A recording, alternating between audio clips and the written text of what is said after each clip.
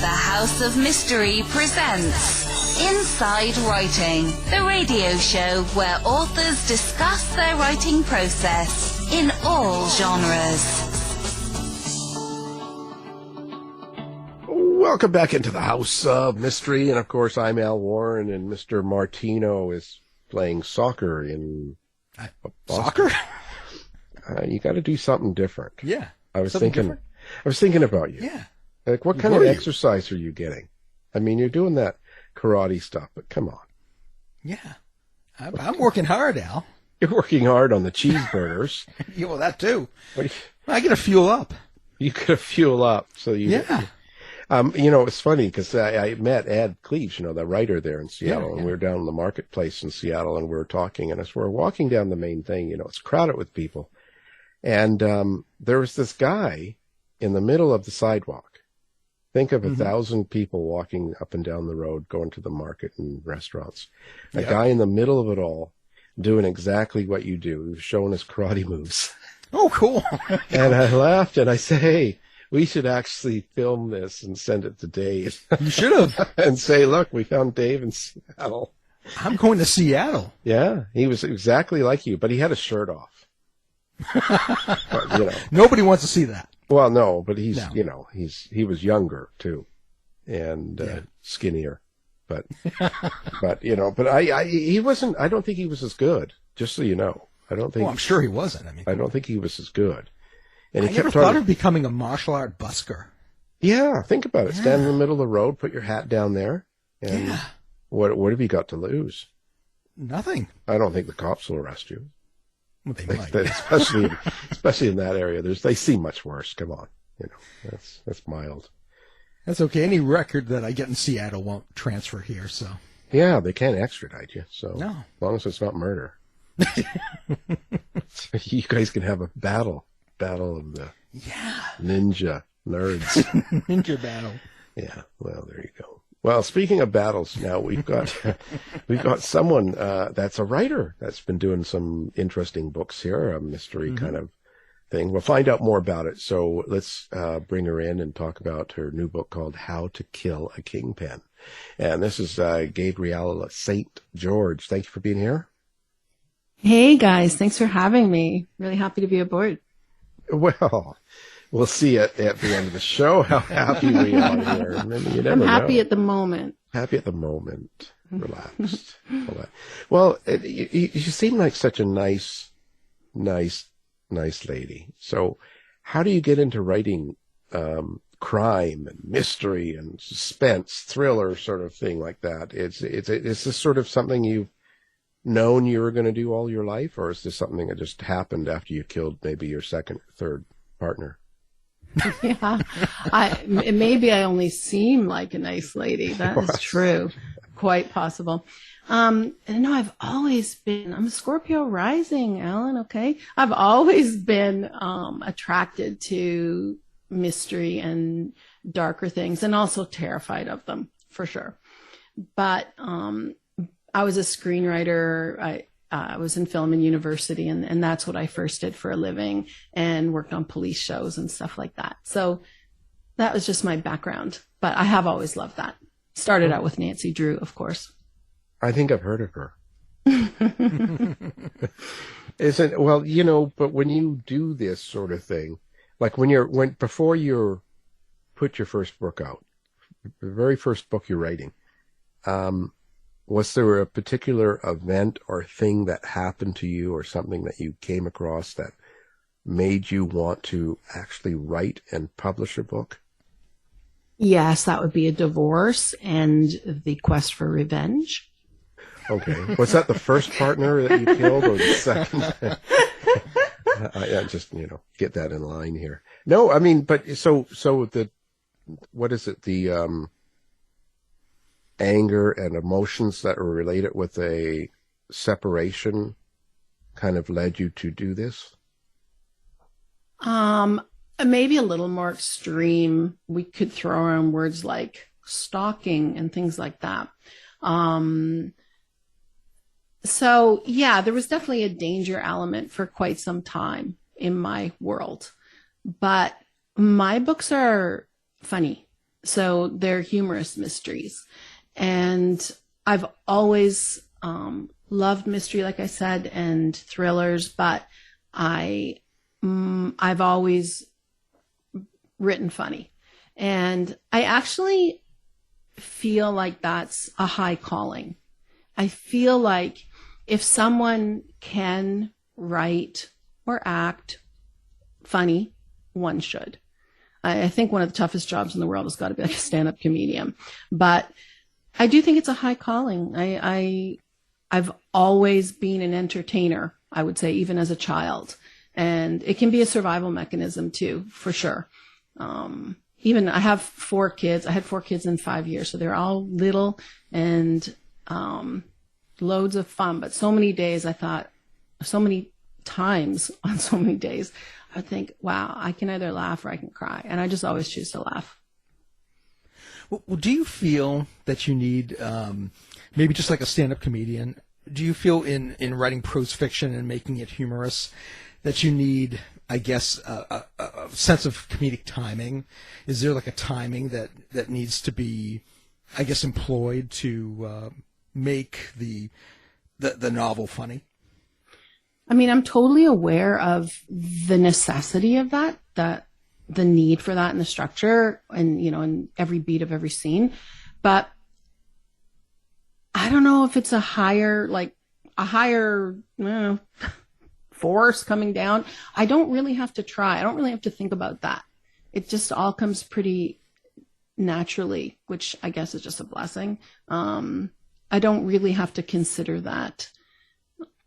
But at the same time that I was saying that I feel like I am basically an entertainer, but I'm really good with that. At the same time, I'm this like extreme introvert. And I think like some actors and I know a lot of writers are obviously, but it's a real dichotomy because I'm an entertainer and, whether I'm with my kids or at a party, which I don't go to more than I have to, but, I still will need that time to recuperate. But then when I'm out there, I'm the life of the party. So it's just a natural thing. I think it's kind of weird. It is a weirdness. I'm weird. An extroverted introvert. Yeah. Yeah. My kids call me a high functioning introvert. Yeah. I think that's about right. I like that. Yeah, well, myself, I have the same issue, and I've found over 60 years, I've learned it's about having the controlled setting. So, like, the book can be a controlled setting, or it could be like the radio show. It could be, and I can be as wild as I can be, but it's got to be in the right location and the right venue, so to speak, right kind of medium. So it's getting to be aware of where I'm at and what I'm doing. So I understand what you're saying, but I wonder if, do you ever worry about kind of crossing the PC correctness now with writing and in some cases maybe being humorous about something that's maybe not funny to others? Do you ever think about that or not? I'm super aware of that. And it's the very last thing I want to do. So just in my daily life or just online, I don't exactly love social media. I do what I need to do on there, or I probably don't do what I need to do. I should do way more than I do on there. But one of the things I hate about it is the cruelty and the offensive-ness to marginalized groups in particular. But I always use an editor myself before I send my book to my publisher, and she does a sensitivity read for me. And what I found, I haven't ever had the issue of something has been not politically correct, but words have been, and I don't want to do that. So she is really great and will point out words like, say the word lame, Yeah. Your character says, wow, that's really lame. Well, this is offensive to disabled people. They don't want us to use that word, so I'm not using it. Or even like now, say fat phobic words, that will offend people. And I'm glad I want to keep getting smarter. I want to keep being made more aware of things that, I don't stumble upon on my own. Also, because my book, there's a lot of crazy people, but then the sensitivity reader will give me like, don't use the word crazy, don't use whack job, don't use loony, and it's like, what can I say? And she'll like, bananas, don't use bananas. Like, shit. So that after a while, I actually like lost like 80% of the words that she was saying. And then I left a few crazies in. So yeah, there's all that, but I don't want to be that person who definitely knowingly or unknowingly offends anyone. That's not my jam at all. Yeah, I agree. I'm trying to be aware as well, but I'm also from, I'm Gen X, so I do have a generational thing. So, I'm not quite sure of the anger behind some of it. Like some of it is just like you say, let's say you said the word lame. It wouldn't even cross my mind because that's just how we talked until someone brings it to my attention. You know what I'm saying? But there's a lot of anger, that comes at you on social media and you're not even aware of it until it happens. Just for being who you are. You mean if you've offended someone? Yeah, like sometimes you can just you can be talking with someone and go, yeah, that was pretty lame, for instance. Let's say you say that. That was just something we said in the 80s. That was just not really a big deal.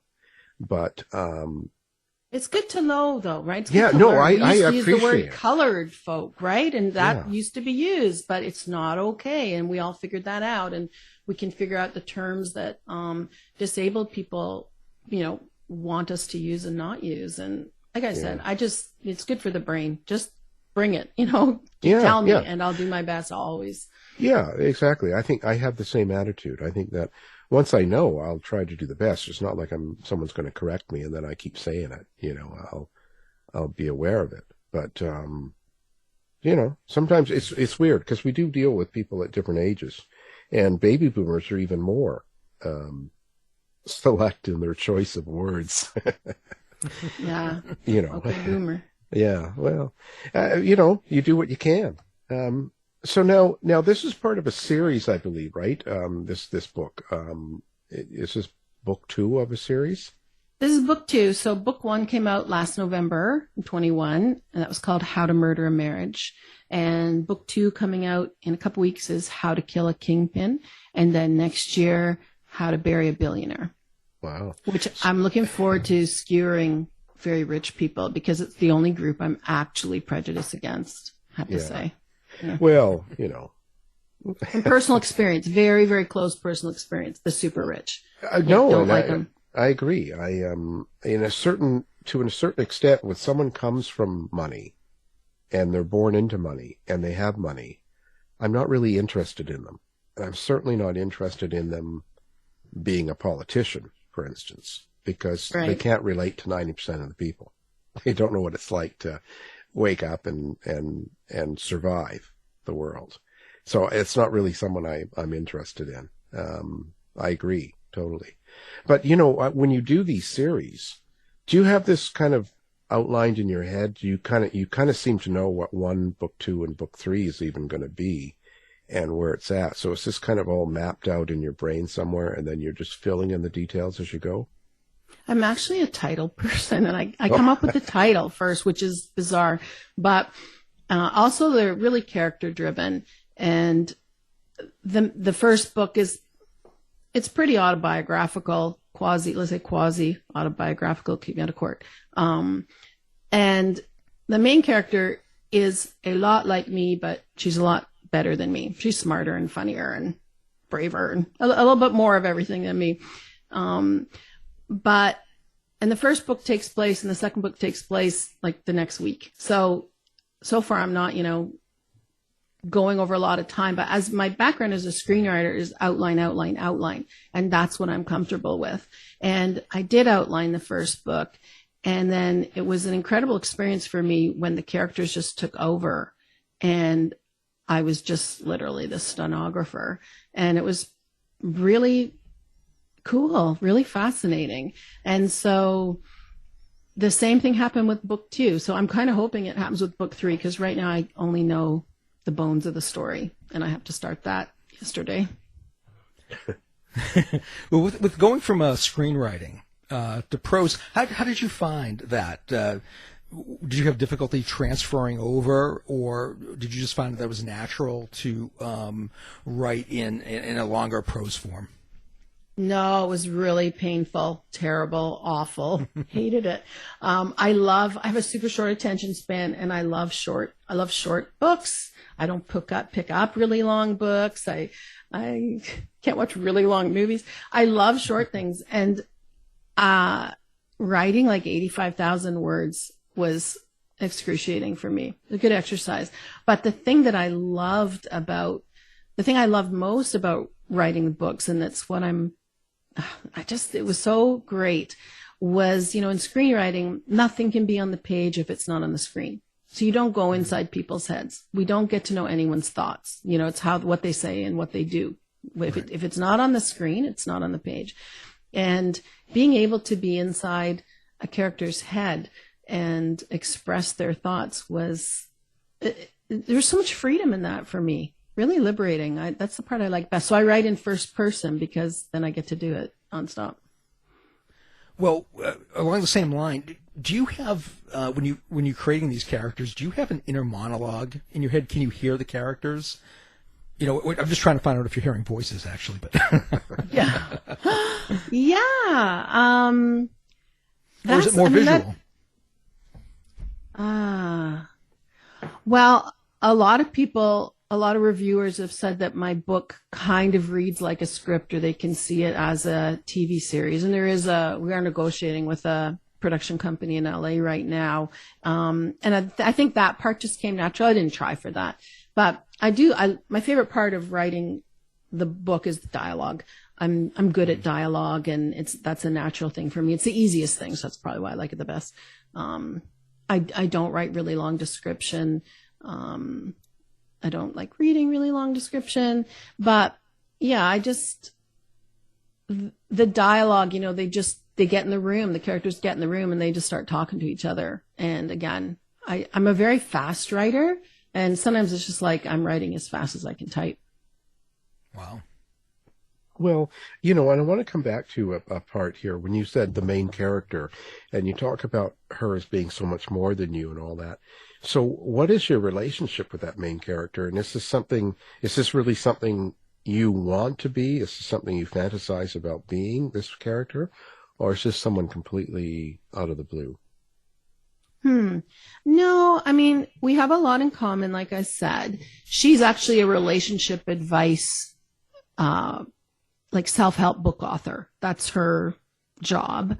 And has like a blog and podcast and all these kinds of things that, she's like a modern day Miss Lonely Hearts. So in the book, I had her move to, not joking, a little cabin on the shores of Lake Huron in this little town that I had been to. And she was just, she had a bad divorce, an ex who was stalking her, and 4 kids who live overseas. So she was really copying me. And then table flipped and I started copying her. I had no intention of leaving the Toronto area to move to a little cabin on the shores of Lake Huron. But here I am, after I wrote the book, and just like a cabin, just like the one I described. So I say life imitating art, imitating life. It's kind of what this book is about. One thing I did do, I thought would just be kind of fun. She writes these self-help books on relationship advice and dating and stuff. And so I actually wrote 3 of them. They're published by the same publisher who did the book, How to Murder Marriage. And so the books are written by her. She's called the Ex Whisperer. That's her handle. So the books are written by the Ex Whisperer, just ghostwritten by me. And they're nonfiction guides, like how to know if he's having an affair. And another one is how to say so long to Mr. Wrong and things like that. And one on narcissism. Wow. It's kind of a curious thing then. Where do you get your characters from? Like, where do you think they come from? Are they from people you know? People you've been around, maybe those you've experienced or seen? Or where does it come from for you? Yeah, definitely from people I know. Some characters are amalgamations of, a few people put together because, some people are not that interesting. There's just things about them that are interesting. I got to combine them with others. But definitely people I know. And I really do ascribe to that philosophy that should have been nicer to me if you didn't want me to write about you like that. Well, have any of your characters done anything to surprise you? Have they kind of gone off the rails and kind of, taken over the plot and decided to go in a different direction? Yeah. Do you know her ex-husband, Gina, her name is the main character, her ex-husband in the first book, who is kind of scary, or I think is scary. I think people thought there was a lot of kind of thriller elements to the book. And she really did hate him. And in book 2, I was really surprised when he was hanging around and he was less threatening and became a bit of the comic relief. And he's in the books now. He's there. And again, life imitating art, imitating life. My ex-husband and I are on speaking terms, which I wouldn't have predicted a few years ago. So since she's talking to her ex, I'm talking to my ex now. Just me and Gina copying each other in life. Well, at the end of the day, if someone picks up this book, well, first of all, they don't have to read each one. Like, you don't have to read the first one to just pick up number 2 here, do you? I'm going to say no. It's actually an interesting question that I haven't thought about. I think I'm so close to them right now that I'm not sure. You could definitely pick up book 2, yeah, and hop in, for sure. Yeah, you could. And so when you do that, so is there a purpose that you want, or some sort of subtext? Is there something that you want the reader to take away from the book besides the actual entertainment or story and things going on? I think there is. I wrote an article in the winter for Crime Reads on the soft-boiled mysteries and how important they are, and how it's such a neglected subgenre of crime fiction. And when I was first shopping my book around, one editor said, what is it? What is that thing? And soft boiled. She hadn't heard of it. And another one said, it's not real, drop it. And I just disagree with that so strongly. I've had a few people read this book and leave negative reviews saying it didn't know what it was. Was it a cozy? Was it a thriller? Was it funny? But the vast majority of people appreciated that it was a little bit genre blending, which I personally find more interesting. I'd rather read those books, and it's more interesting for me to write. But it's a cozy with an edge is how I would describe soft boiled. And I think it's a genre that needs to come back because or be revived or be revered. And I think that a lot of publishing houses are missing something important, because in cozy novels, which I love them all. I particularly love hard-boiled crime fiction. But for women like me, women over 50, it's hard to recognize ourselves. It's hard to see ourselves in a cozy. That doesn't mean we don't like reading them. Getting your teapot on and your fuzzy socks and sitting by the fire and reading cozy is awesome. But you're not going to see yourself reflected there. Me and my friends are vibrant women who are in and out of relationships. Some of us have relationships, some don't. Some are retiring early. Some have fabulous careers. Some are changing careers. Some are going back to school. A lot of them drink, smoke, have sex, all kinds of things. They're online dating, all kinds of great things. And then there's all kinds of tough things, as we all know, that come with being middle-aged. Your parents are sick and dying. Your friends are sick and dying. Your kids have left the home, divorce, all these kinds of things. So we want to read about these things. We also want to be distracted from those things. And in hard-boiled fiction, we're not really represented properly, not middle-aged women. It's mostly tough guy PIs. Again, I love the genre. I love it. But, or, sometimes like say Sue Grafton, this kind of thing, the women have to be younger just because of the sheer physicality of what they do as, private eyes or even in police procedurals kind of thing. They're going to age out at 40, basically, right? So I just think that I want that revived. I want Cozy with an Edge. I want to read those books that are about characters like me. But the main thing would be middle-aged females. And, as a demographic, we're a marketer's dream. We've got more money than males in our age bracket. We've got time. We read books. We watch movies. We spend a lot of money, and we're completely ignored in the marketing world, completely ignored as a demographic. And it's just dumb. Yeah. So right now, as I said, there's a production company we're negotiating for either 3 movies or like 3 like streaming movies, like television movies, or perhaps a TV series based on my book series. And the big obstacle is her age. In the first book, she turns 50. And they've been going around, the production company's been going to different streamers and networks. And they are saying that the top age is 36. They won't. So if I want to go ahead with this, I have to make her no older than 36. And it feels like such a big selling out to me. And I don't know if I can do it. I just don't know if I want to do that. Yeah. Yeah, because it would not only that, it changes the persona, right? It changes the person. At 30, 35 or 36, you're a different woman than you are at 50. Yeah. I mean, and they still want her to have kids who have grown up and moved away like this character does. So it's okay. Well, she was either like a child bride, and then we said, okay, she got like pregnant at 21 and they've just left for uni. They're 18. Like, that's what we had to do. But it's not only unfortunate, it just seems unintelligent to me. There's this demographic with, we want to see ourselves reflected in various forms of media. We're willing to pay for it more than other demographics are willing to pay. And it's not available. It doesn't exist.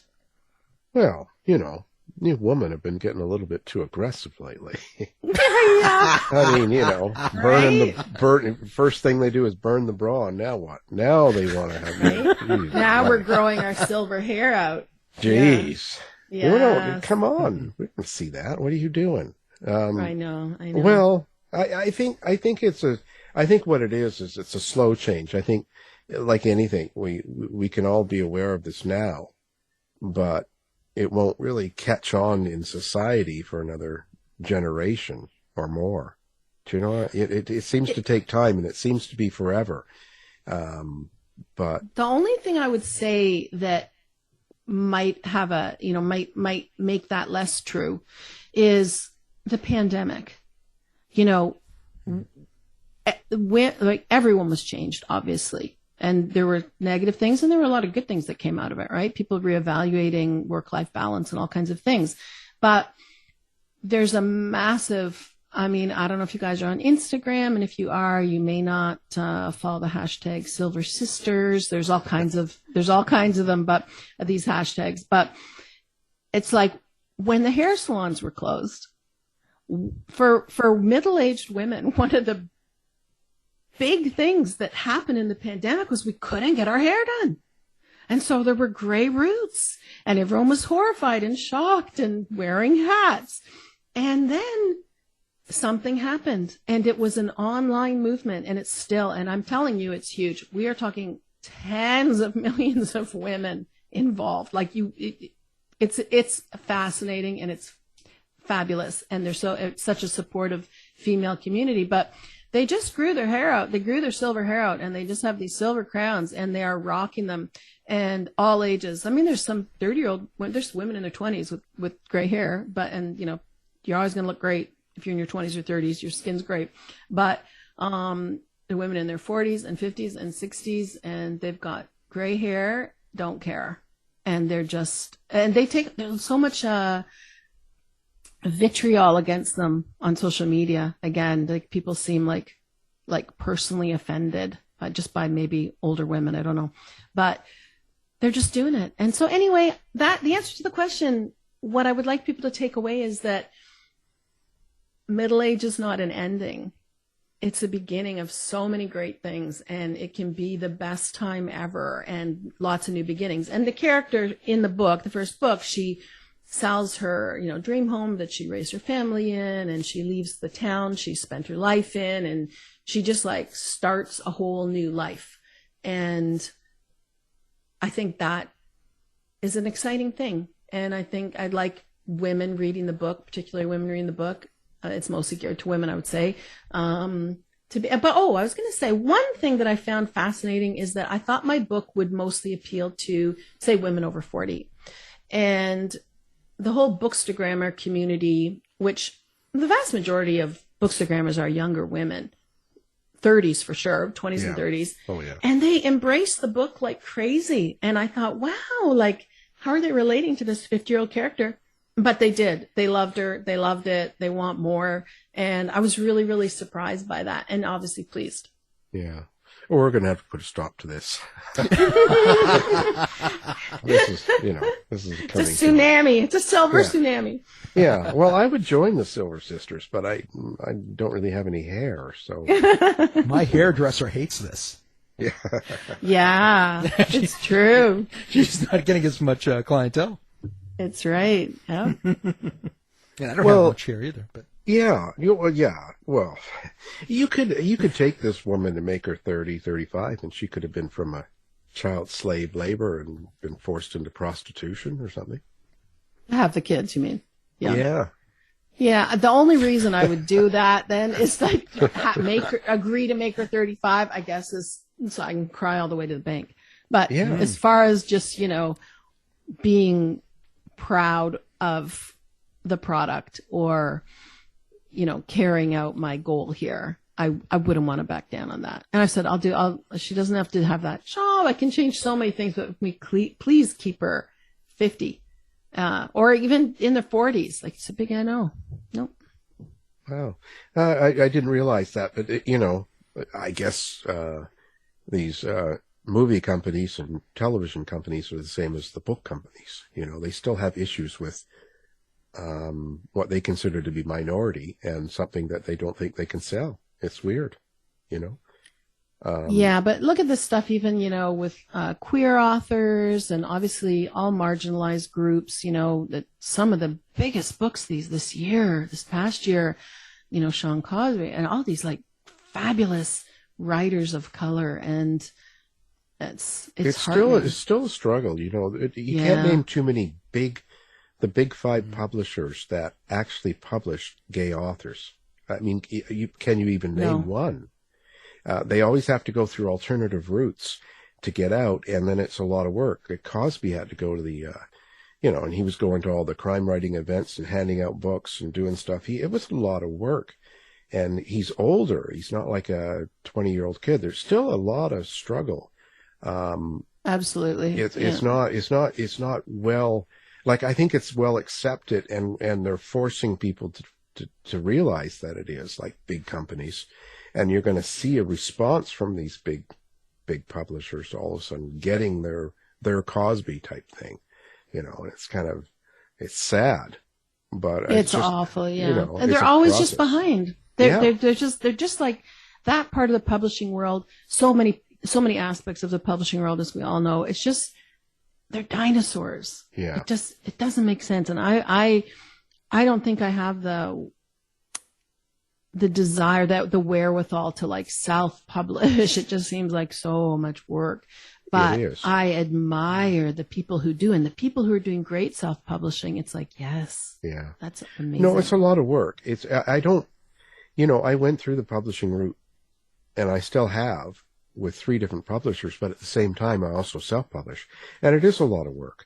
But what you do is you meet a lot of people in your publishing journey. Like, I've met some great cover designers. I've met some great editors and line editors and all sorts of stuff. And I can work with them on my own just as well as with the publishers. You know what I mean? You make connections. And so you can put together a pretty good team and get something out that's, equally as good as what the publisher's doing. But it doesn't seem like the writers with the big five, the vast majority, are not getting huge amounts of support. I was just talking to one writer at a conference a couple months ago, and St. Martin's, I think. Yeah. I don't know if we're supposed to say this out loud. Well, but she was just saying that they have a huge budget for marketing, and basically, you might have to cut this out. Basically, 100% of the budget goes to promoting Louise Penny. Yeah. So, I mean, it's that, right? So maybe you're with a big five publisher, but yeah, maybe if you can pull it off, self-publishing is better in a lot of ways. What the publishers, all they guarantee you is at the bookstore, because they're kind of separating themselves now. You're going to have the publishers and Ingram Sparks kind of going through bookstores and all the channels to distribute you, and then it's going to be Amazon. So they've kind of drawn a line now.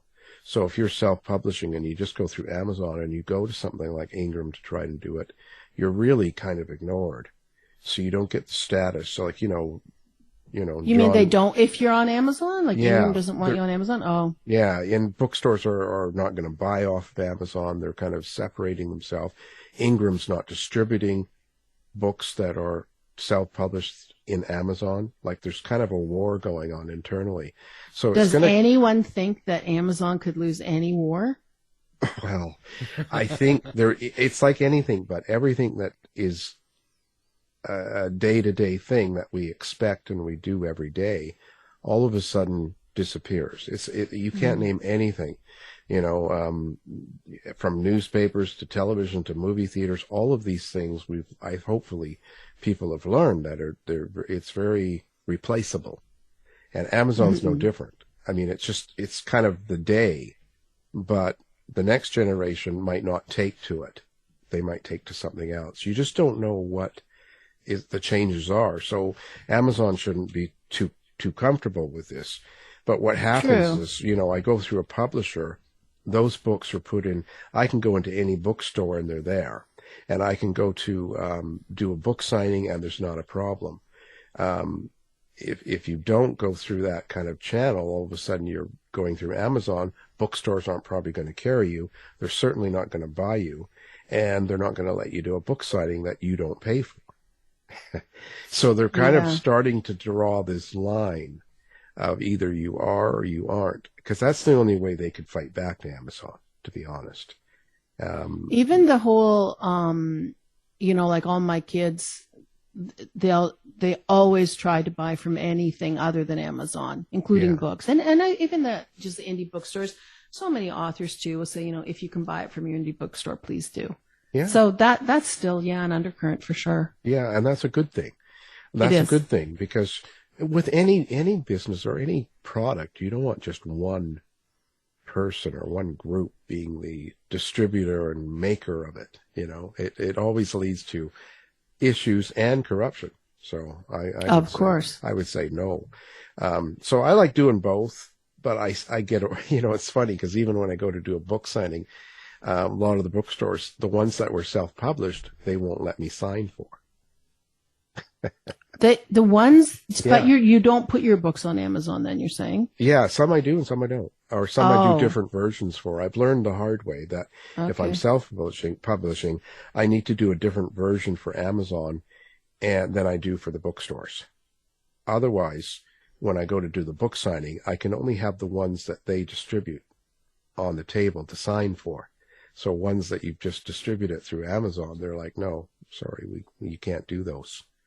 It's a learning business, but I can see where it's going. They're kind of got their claws in, and that's their response to Amazon. And it will be successful to a little degree. It will, because it'll become complicated for self-publishers, I really do admire it, though. It's so much work, but I think that people like yourself and so many others who are rocking self-publishing are just more power to you. I think so, and I think it's opening the door for each generation, because now it's become a norm. It's not unusual for someone to come up and kind of go, well, I'll self-publish, and to think about it and try to do it. Whereas, 10 years ago, forget it. It was just the whole vanity thing too. You're only self-publishing because no one else wants you. Right, and it's right. Not You're the paying way now. for it and it's done. And it's like, well, and there is that. But the idea that you can actually put something out and distribute it and actually sell thousands of copies is pretty cool. And I think that will catch on with the younger people coming up in this world of writing and art and kind of go, yeah, why can't I? Because in a way, if you compare it to live bands, you know, the old couple of people get together and start to perform their own music, and they have to kind of get out there and sell themselves through different bars and clubs and stuff, and to get the deal. And they would make their own EP or their own single and pay for it and put it out there and try to. It's the same sort of thing. It gives you that extra chance to make it. True. And you make, instead of making $1 a book, you make your whole $16 a book. Yeah, it's cool. I think it's a good thing. You know, and we'll get over this. I think right now it's kind of over inundated, you know, like there's too many things being published. So the competition is extreme, you know. They're putting out so many books every day, you know. Who do you like, so when you're doing like your day, like what's your process? Are you the type of person that can just sort of go, well, the next 5 days, nobody bug me. I'm turning my phone off. I'm 9 to 5. I'm writing and doing whatever. Or do you have to wait till the mood hits you? All of a sudden you go, oh, this is it. You're in the middle of a supermarket and you got this idea. And so you run out without paying for your stuff and you get home. And do I take my stuff with me though? Yeah, of course, because they know that's that famous author, so we won't touch her. And so you go home, and then you just can write it out. Like, which kind of scenario do you fall into? Yeah, I very, very sadly have to wait until the gun is cocked at my temple, and it's basically impossible for me to write this many words in this many weeks or months, and then I start. It's a torturous way to go through life. So but I feel like I'll go months without writing, but I am thinking about writing, and I'm writing stories in my head, and I'm creating characters, and I'm hearing dialogue, and I make notes, you know, just constantly make little notes. And then when I start writing, I do write really fast, but I'll do like 15-hour days and curse like crazy after 8 p.m. when I'm cross-eyed with exhaustion, but still have to keep going. And I don't hand stuff in late. I get it done. I wish so much I was like a 2,000 words a day person and then went for a nice walk and everything. But it's never happened. So I'm kind of giving up the hope. But yeah, I'm everything is flipping extreme with me, I tell you. Yeah. Well, I don't think those ones that say that they can just sit and write and they're in a nice grass field in a farm somewhere and everything's perfect, and I don't believe them. Yeah, I really admire the people who are like right on the bus on their way to work, and you know, Stephen King being in a little laundry room and things like that. But yeah, I need quiet. I can't like write in a cafe or anything, but I just like, and me finding quiet now that my kids are gone is like super easy. I'm out in the middle of nowhere. But still, I'll still like stare out the window for 3 hours until I'm like out of time, and then I'll start typing. So are you like that, you know, Kathy Bates in that Misery? You're out there in this. Oh God, I love that. And some guy's going to drive in a Mustang, and you're going to like smash his ankles and have him tied up. And, like, so I left that part out of my book about what I did to my ex. But yeah, this is the unscripted. This is the part that, you know, people have to pay for. You see, you get a website now and charge $9.95 for the stuff that's not in the book. And that's what you cutting room floor stuff. Yeah. No, I'm really scared of Kathy Bates, and I see people like Kathy Bates in the woods all the time. They're not there, but I see them. Oh. Wow. So are you seeing people in the woods now? So are you, and you're hearing voices and that. So do you find that you wake up in the middle of the night and there's like muddy shoes by the bed and there's a shovel or something? Yeah. That's my life. My kids are scared of everything. We just did scary things and told scary stories by candlelight and scared each other all the time. But I am a really big scaredy cat. I have so many good ideas. I could never like write a horror. And I did a podcast with a guy who does, at the end of his podcast, he reads a random sentence from a book, and then I say a sentence, he says a sentence, I say a sentence, he says a sentence, and you, build a story for like a few minutes. And the end of our story, which was really, really good. And at the end of the story, he said, wow, we were supposed to do a mystery. That was a horror. I'm like, was it? And that's just where my mind goes, I think. But I scare the bejeebers out of myself basically every day. Wow. So it's a good thing you're out there on your own. So, so what do you do now for social media and for hookups? Like, have you got like, have you got like a website? For hookups, Tinder. No, I was going to say, Tinder, right? Like whatever. But what information do you want listeners to have about you? Do you want to give out your website, social media, apps, phone number, address? Like what are you hoping for with readers? I'll definitely give my phone number because I like to scare myself. No. So my website is my name, GabrielleSt.George.com. And I'm most active, pretty much just active on Instagram and Facebook, and not as active as I should be. And I have a Twitter account, and this is how non-active I am on social media, unfortunately. But I will get my SHIT together soon. I'm sure. I also start writing 1,000 words a day, every day, 300 days a year soon, maybe. But both are unlikely. But I got a call a month ago, an email from, CBC and all these different news outlets, and even like Der Spiegel in Germany. And they're like, oh my God, can we interview you? Like, you just went viral on Twitter. I'm like, what? I don't even go on Twitter.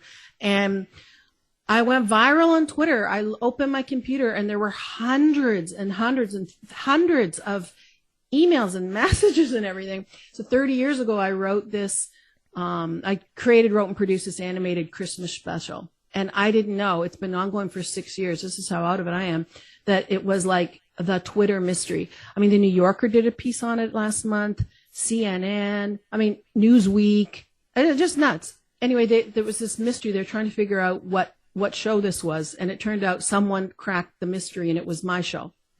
And then I was inundated, and they're like, where have you been? This is going on for a few years. I'm like, you're on Twitter. I'm like, I'm on Twitter, but I'm not on Twitter. So that's how bad I am with social media, but I'm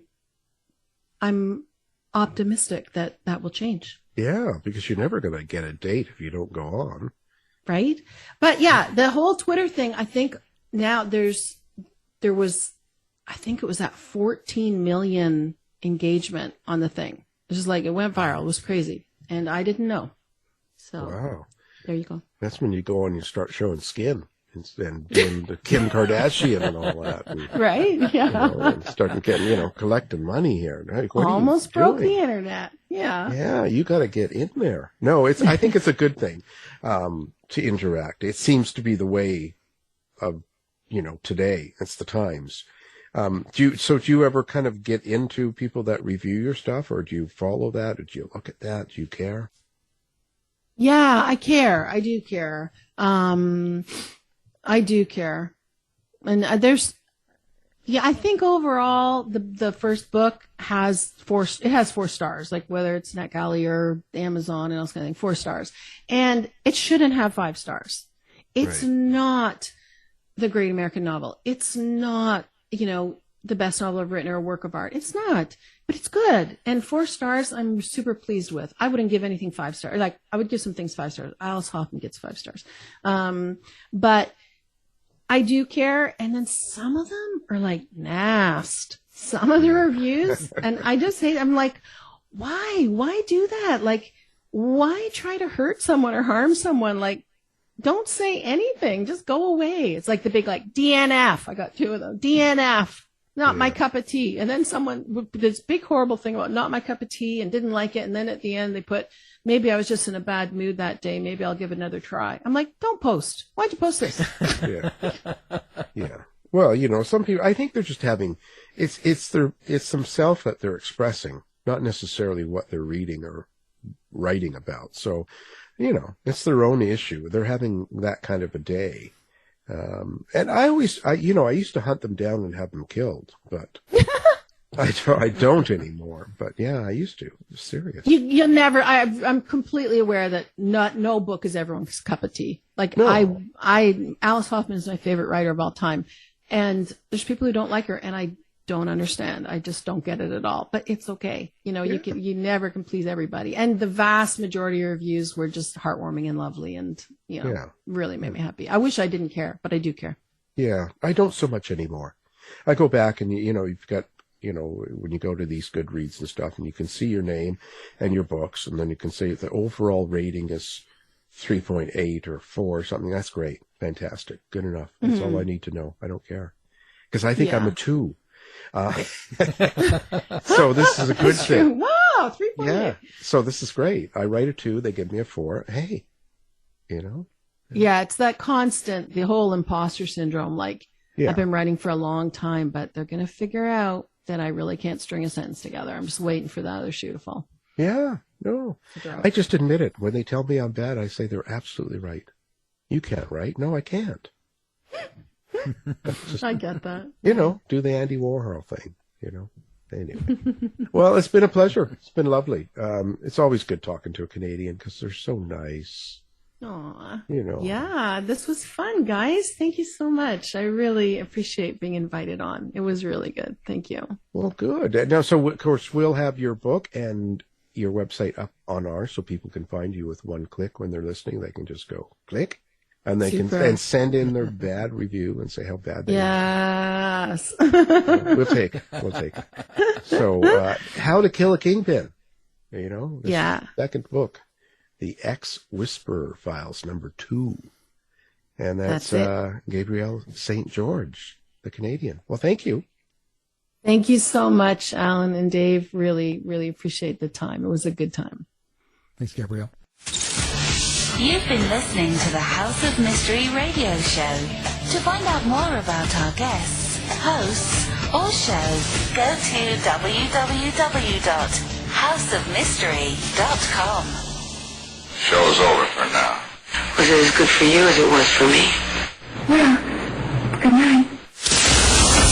This has been a production of Something Weird Media. I'll be back.